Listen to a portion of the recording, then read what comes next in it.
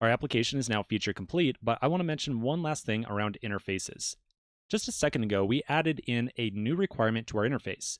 We said that in order to be considered to be mappable, an object had to have a marker content method that returned a string. When we added in that additional requirement right there, we saw errors pop up inside of our index.ts file, specifically where we were passing in user and company to add marker. I want to try adding in a new property to interface mappable back inside of custom map and just see errors pop up again. So inside of custom map, I'm going to say that anything that wants to be considered to be mappable has to also have, how about a color property that is a string, like so. Now, as soon as I add that in, I'll see my index.ts file light up. If I open that, once again, I will see errors around user and company. So the discussion I want to have here is around where we see error messages. Remember, the entire goal of TypeScript is to help us find errors in our code. And so part of that process is making sure that TypeScript can point us in the right direction and help us find like the root source of an error. So in this case, we added in a new requirement to an interface, and we're seeing an error appear where we actually try to pass in some value to this function. Now, I'm going to suggest that maybe this is not the best place to see this error message. Think about what we would have to do to fix this error at the end of the day. If we want to make this error go away, we have to open up our definition for a user, like the user class, and the company class, and modify those classes. In both those classes, we would have to add in a new property of color to both of them. So because we would have to open up those class definitions, seeing the error here is not super useful. It is useful to see an error, absolutely, but it's not really pointing us to the exact location of where we should go to fix this problem. So I want to tell you how we can add in a little bit more code to help TypeScript point us in the correct direction. Here's what we're going to do. Inside of custom map, I'm going to add in an export statement for the interface that we just added. So we now have export interface mappable. So this is going to make the interface, we can import this into other files and refer to this as a separate type. So now I'm going to go back over to user.ts, and at the top, I'm going to import that interface. So I'm going to import mappable from custom map. And then inside of here, I'm going to add in right after my class definition, I'm going to say implements mappable.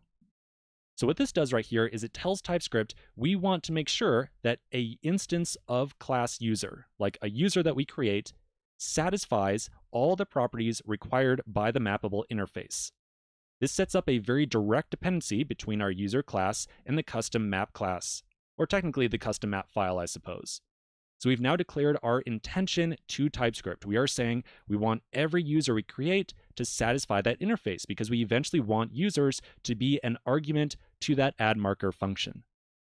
So by adding in implements mappable right here, we are telling TypeScript, help us make sure user is implemented correctly. Help us make sure that user has all the properties specified by mappable.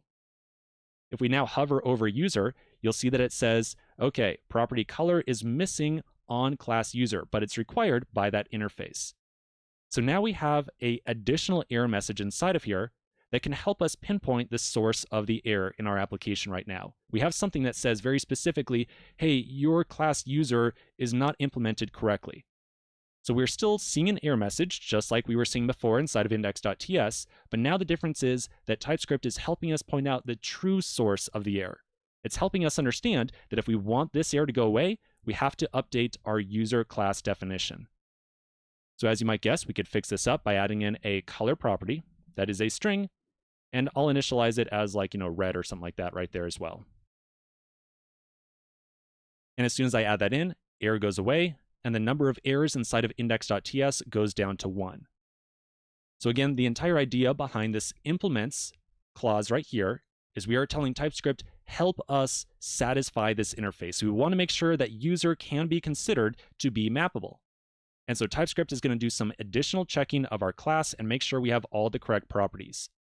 You do not have to do this. This is not required at all. The reason we would decide to add in this implements clause right here to a class is so that if we fail to properly implement an interface, TypeScript can point us to the true source of the error, our definition of the class, as opposed to when we try to pass a value or an instance of that class into a given function.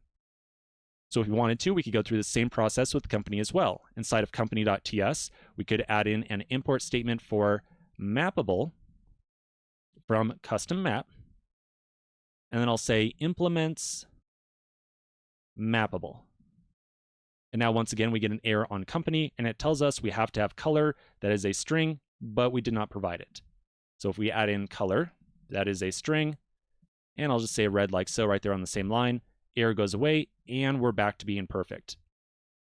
All right, so again, 100% optional, totally up to you. You will see some projects that use this implements clause extensively to make sure that it's really clear to TypeScript and even other engineers that we are trying to make sure that class company satisfies that interface.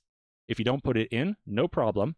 The only thing it's going to do is help TypeScript help you and help other engineers understand what you are trying to do. Okay, so quick pause right here, and we'll wrap up this application for real this time in the next video.